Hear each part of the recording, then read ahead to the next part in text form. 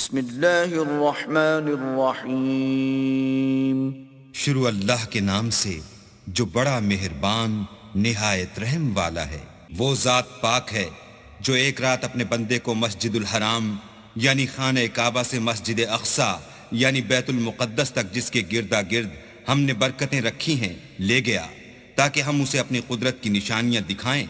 بے شک وہ سننے والا اور دیکھنے والا ہے۔ اور ہم نے موسیٰ کو کتاب عنایت کی تھی اور اس کو بنی اسرائیل کے لیے رہنما مقرر کیا تھا کہ میرے سوا کسی کو کارساز نہ ٹھہرانا۔ اے ان لوگوں کی اولاد جن کو ہم نے نوح کے ساتھ کشتی میں سوار کیا تھا، بے شک نوح ہمارے شکر گزار بندے تھے۔ اور ہم نے کتاب میں بنی اسرائیل سے کہہ دیا تھا کہ تم زمین میں 2 دفعہ فساد مچاؤ گے اور بڑی سرکشی کرو گے۔ بس جب پہلے وعدے کا وقت آیا تو ہم نے اپنے سخت لڑائی لڑنے والے بندے تم پر مسلط کر دیے، اور وہ شہروں کے اندر پھیل گئے اور وہ وعدہ پورا ہو کر رہا۔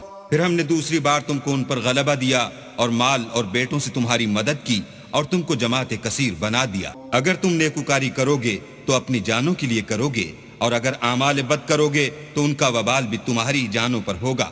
پھر جب دوسرے وعدے کا وقت آیا تو ہم نے پھر اپنے بندے بھیجے تاکہ تمہارے چہروں کو بگاڑ دیں، اور جس طرح پہلی دفعہ مسجد بیت المقدس میں داخل ہو گئے تھے اسی طرح پھر اس میں داخل ہو جائیں، اور جس چیز پر غلبہ پائیں اسے تباہ کر دیں۔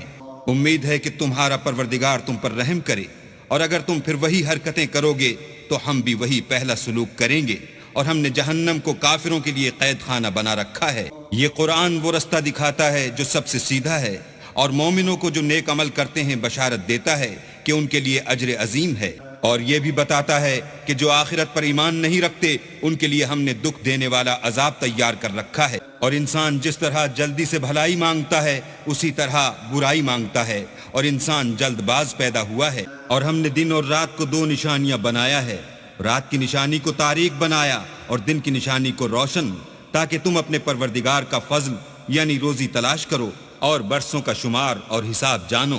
اور ہم نے ہر چیز کی بخوبی تفصیل کر دی ہے، اور ہم نے ہر انسان کے اعمال کو بصورت کتاب اس کے گلے میں لٹکا دیا ہے، اور قیامت کے روز وہ کتاب اسے نکال دکھائیں گے جسے وہ کھلا ہوا دیکھے گا۔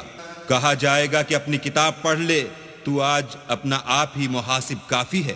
جو شخص ہدایت اختیار کرتا ہے تو اپنے لیے اختیار کرتا ہے، اور جو گمراہ ہوتا ہے تو گمراہی کا ضرر بھی اسی کو ہوگا، اور کوئی شخص کسی دوسرے کا بوجھ نہیں اٹھائے گا، اور جب تک ہم پیغمبر نہ بھیج لیں عذاب نہیں دیا کرتے۔ اور جب ہمارا ارادہ کسی بستی کے ہلاک کرنے کا ہوا تو وہاں کے آسودہ لوگوں کو فواحش پر معمور کر دیا، تو وہ نافرمانیاں کرتے رہے، پھر اس پر عذاب کا حکم ثابت ہو گیا اور ہم نے اسے ہلاک کر ڈالا۔ اور ہم نے نوح کے بعد بہت سی امتوں کو ہلاک کر ڈالا، اور تمہارا پروردگار اپنے بندوں کے گناہوں کو جاننے اور دیکھنے والا کافی ہے۔